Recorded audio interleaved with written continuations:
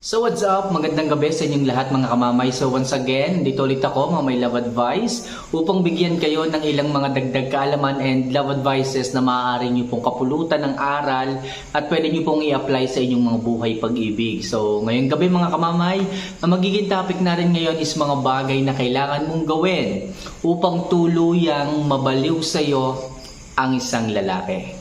Kung tipong sa tingin mo, hindi ka na napapansin ng lalaki, kung sa tingin mo, ikaw na lang palagi nagmamakaawa, ikaw na lang palagi ang habol ng habol, ikaw na lang palagi naghihintay ng oras at panahon ng isang lalaki, well, ito na ang tamang panahon upang gawin mo itong aking mga tips na to upang tuluyang mabaliw sa'yo ang isang lalaki. So, kung napindot mo na yung subscribe button mga kamamay, maraming salamat sa inyo and simulan na natin ang ating topic ngayong gabi. So ano nga ba yung mga bagay na kailangan mong gawin upang mabaliw sa iyo ang isang lalaki? So number 1, ipakita na mataas ang kumpiyansa mo sa iyong sarili. Mga kamamay, mahalaga po ito na sa isang babae ay mayroon ka.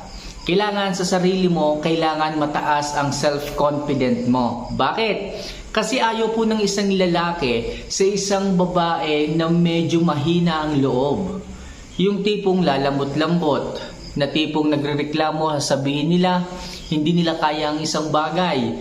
Yung tipong hindi nila kayang magtrabaho, nahihiya, medyo mahiyain, hindi kayang gawin ang ganitong bagay. Well, mga kamamay, bilang isang babae, huwag niyo pong ipakita sa isang lalaki na ganyan kayo. Na duwag kayo, na takot kayo, na mahiyain kayo, na hindi nyo kayang gawin ang isang bagay, lalo pa kung hindi nyo pa nasusubukan.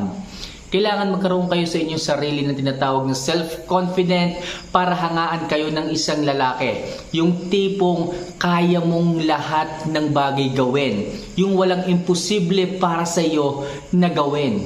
So kapag ka nakita ng isang lalaki na ganyan kang babae, magsisilbing high value ka sa kanya. At pag naging high value ka sa kanya, iingatan ka niyan, aalagaan ka niyan, irerespeto ka niyan, at syempre, mababaliw yan sa iyo. Kaya mga kamamay, napakahalaga na meron kang kumpiyansa sa sarili mo.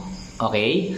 So number 2, huwag mong ipakita na selosa ka. Mga kamamay, sinasabi ko sa lahat ng mga babae dyan. Kapag ka nakita nyo ang isang lalaki, ang inyong mga minamahal, ang inyong mga jowa, ang inyong mga partner, ang inyong mga asawa, na may kausap na ibang babae, huwag agad-agad kayong magre-react. Most of the girls today, pag may nakitang kausap yung kanilang asawa, pag may nakitang kinakausap yung kanilang jowa, ano ginagawa? Nilalapitan nila yung babaeng kausap, kinukumpronta agad nila, which is, magpigil kayo mga girls, magpigil kayo. Nakakawala po ng pagiging high value sa isang lalaki kung masyado kayong silosa. Okay? Hindi po kayo kababaliwan ng isang lalaki kapag kaganyan. Ayaw po ng isang lalaki ang babaeng silosa. Bakit? Hindi po sila makakagalaw, hindi po sila malaya na makipag-usap sa iba't ibang tao. Especially sa mga babae. Lalo-lalo na kung alam naman nila sa sarili nila na wala siyang ginagawang mali. Ang hirap lang sa pakiramdam mga girls. For example ako, may kausap akong babae. Work-related or something na nag-uusap lang kami without knowing na, okay, na nagsiselos ka.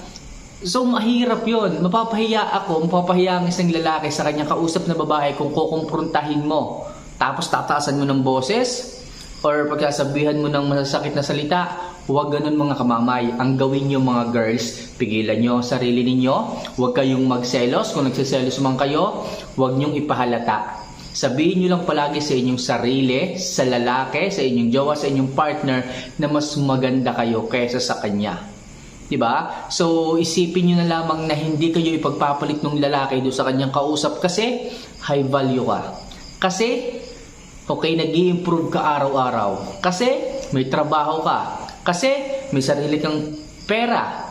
Kasi meron kang mga traits na hindi niya makikita sa ibang mga babae. So isipin mo, napakarami mong katangian na hindi makikita ng isang lalaki sa ibang mga babae. Kaya sa sarili mo pa lamang, huwag ka agad mag-react kung sakasakaling may kausap siyang ibang babae at huwag mong gagawin na magselos at ipahalata ito sa kanya. Kapag ka nangyari yan at nakontrol mo ang selos mo sa iyong sarili, hahanga ka ng isang lalaki at magiging masaya ang inyong pagsasama at higit sa lahat, hahabol-habulin ka at mababaliw sa iyo ang isang lalaki kapag kaganyan ka. Kaya mga girls, iwasan nyo at pigilan nyo ang inyong sarili na maging selosa. Okay? So number 3, maging medyo malandi pero hard to get. Mga kamamay, kapag ka naging ugali nyo to mga girls, medyo malandi kayo sa part na nilalandi nyo yung inyong mga partners, yung inyong asawa, yung inyong mga jowa,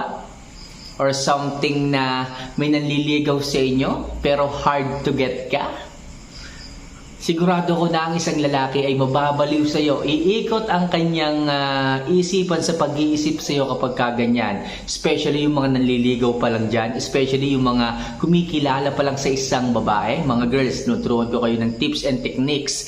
Kailangan maging medyo malandi kayo. At the same thing, medyo i-play hard to get ninyo. Talagang lalabas ang effort ng isang lalaki. Matcha-challenge talaga dito ang isang lalaki at talagang mababaliw ang isang lalaking nanliligaw sa'yo kapag ka ginawa mo to. Yung tipong pinapakitahan mo siya ng motibo. Pinapakitahan mo siya ng motibo para magpatuloy, para manligaw sa'yo, para magkakilala pa kayo. Kasi ang ginagawa mo dyan, nagpapakita ka ng sweetness, nagpapakita ka ng good vibes sa kanya. Kaya yung lalaki, nagkakaroon siya ng hope, ng pag-asa sa kanyang sarili na, teka lang, sweet sa akin si Cordapia, sweet sa akin si Marie, sweet sa akin si Cherry. Siguro gusto rin niya ako, pero ang ginagawa mo lang, pine-playing hard mo siya. Or I mean, sine-safe play mo lang siya. Sa madaling sabi, nagiging malandi ka lang, medyo malandi ka lang, pero ang totoo, mahaba pa yung pagdadaanan nila na panliligaw, na pagkakakilala sa inyo para sagutin mo o para bago ka makapagpasya na siya ay sagutin. Kapag kaganyan mga kamamay, iikot ang isipan ng isang lalaki kung paano kanya mapapasagot, kung paano kanya kikilalanin, kung paano ka magiging masaya, kung paano siya papasok sa buhay mo. Sa madaling sabi mga kamamay, mababaliw at mababaliw sa inyo ang isang lalaki kapag kaganyan. The best tips na pwede kong ibigay sa inyo, maging medyo malandi pero maging hard to get. Okay? So next, maging mabango ka at magsuot ng mga sexy na damit. Mga kamamay, effective din po ito upang sa ganoon makuha niyo ang atensyon ng isang lalaki, makuha niyo ang atensyon ng inyong asawa, makuha niyo ang atensyon ng isang nanliligaw sa inyo. Maging parati kang mabango at magsuot ka palagi ng mga sexy dresses. Bakit po mga kamamay? Masasabi kong makakapagbigay ito ng paghahabol ng isang lalaki at mababaliw siya sa iyo. Kasi kahit sino naman kahit ako, kahinaan ko rin yung mabango na yan. Kahinaan ko rin yung aroma ng isang babae na ganyan. Pero pipili kayo mga girls ng pamango na magiging tatatak sa isipan o sa ilong ng isang lalaki. Meron kasi na OA Meron kasing pamangong OA. Meron kasing perfume na mabango siya pero hindi gusto ng aking ilong o ilong ng mga lalaki. Yung tipong cool. Yung tipong parang downy antibac ang amoy. Yung tipong baby cologne ng amoy. Yung malayo pa lang, dala ng hangin yung amoy, nakaka-turn on sa amin yan. Yan po yung mga amoy na hindi namin makakalimutan. At minsan pa nga, inaakala namin na nandyan kayo kahit medyo kahawig lang ng pamango ng iba, yung naaamoy namin. Ganyang katatak yung mga amoy na iniiwan nyo sa aming mga ilong kapag talagang nakilala namin ang signature na perfume ninyo. Kaya mga girls, sinasabi ko sa inyo, babae pa naman kayo, panatilihin nyo yung good hygiene, yung amoy ninyo, pangalagaan nyo at pumili kayo ng pamango talagang masarap amuyin. Para sa ganon, tumatak sa isipan ng isang lalaki at mahumaling at mabaliw sa iyo ang isang lalaki. Isabay mo pa rito yung magsuot ka ng kaakit-akit na damit, siguradong 100% mga kamamay, ikaw na talaga ikaw na talaga sa puso niya at hindi na siya magagawang makapaghanapan ng iba. Alright? So next, isa katuparan palagi ang self-improvement, mga kamamay.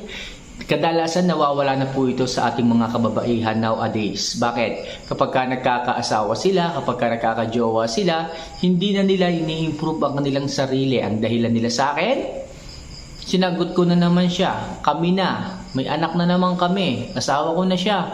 Mga kamamay, hindi po valid reason yung mga ganong klase ng reasons. Hindi kayo may asawa, may boyfriend na kayo hindi nyo na kailangan pa mag-ayos ng inyong sarili. Hindi nyo kailangan i-improve pa ang inyong sarili. So mga kamamay, para po smooth at patuloy pa rin ang pagmamahal at hindi nawawala, okay, ang pagmamahal ng isang lalaki sa inyo, ipagpatuloy nyo pa rin yung self-improvement sa inyong sarili. Sa inyong mukha, sa inyong itsura, sa inyong status, sa inyong trabaho, sa inyong ginagawa, sa inyong kaalaman, sa inyong pag-uugali. Inyo pong i-improve lahat ng yan. Lahat ng aspeto, control nyo po yan mga kamamay. Ang inyong katawan, di ba? I-improve nyo po yan kung tumataba na kayo. Mag-workout kayo, okay? Hindi man masamang gumastos ng konti para sa sarili, para sa maintenance mo rin naman yan ng katawan mo, okay? Tatandaan nyo, ang ehercisyong exercise, yan ang pinaka-best and natural maintenance ng katawan. Huwag niyo pong kalilimutan yan. So kaya kung mag-workout ka, magpapayat ka, valid reason yon para sa sarili mo. Kaya ano pang hinihintay nyo mga kamamay para mabaliw at tuluyang mabaliw ang isang lalaki sa inyo, patuloy ka pa rin mag-self-improve. Okay? And last, ipakita mo na matapang ka at handa mo siyang iwan in case na nagloko siya. Mga kamamay, eto okay din po itong tips na to. Ipakita mong matatag ka, matapang ka, kaya mong tumayo kahit wala siya. At iparamdam mo din sa kanya na kaya mo siyang iwan in case na magloko siya.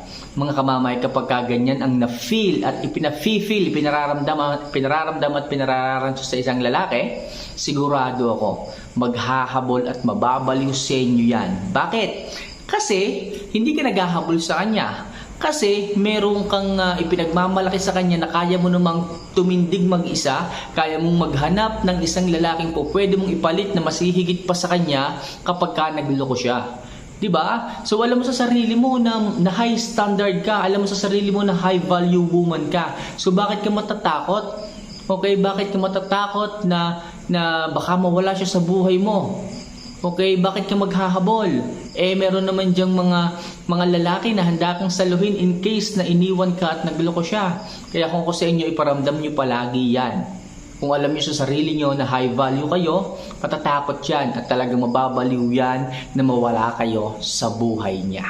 Alright? So mga kamamay, kung nabitin kayo sa inyong napakinggang love advice ngayong gabi, gumawa pa ako ng isang channel, Home of Love Advice. Nag-upload din po ako dyan ng mga love advices na kagaya nito na maaaring makatulong sa inyong buhay, pag-ibig. Sana mabisita niyo mga kamamay at mapag-subscribe kayo at sigurado ako, okay, ngingiti rin kayo sa mga love advice na ibinibigay ko dyan. Alright? Maraming salamat sa lahat ng tumapos nito. Iyon namang ilagay sa baba dito ang inyong location, kung anong inyong pangalan para naman malaman natin kung taga saan kayo at kung hanggang saan ang naaabot nitong ating mga video. So bago ko tapusin ito mga kamamay, mega shoutout muna natin ang ating mga solid subscribers na nanonood palagi. So mega shoutout kay Laika Urenya. Magandang gabi po ma'am, thank you. Kay Mercy226, kay Divina Bartulaso, magandang gabi po ma'am. Kay Cheche Jurado and kay Annalyn Velasco, magandang araw, magandang gabi po sa inyong lahat mga kamamay. Maraming salamat po sa palagi nyong panonood. Mga solid po kayong subscribers ko, sana po ay hindi kayo mawala at palagi lang kayong nandyan para sa ating channel. Okay, sa mga gusto magpa-advise, okay, pwede po kayong magpa-member dito sa ating channel by clicking the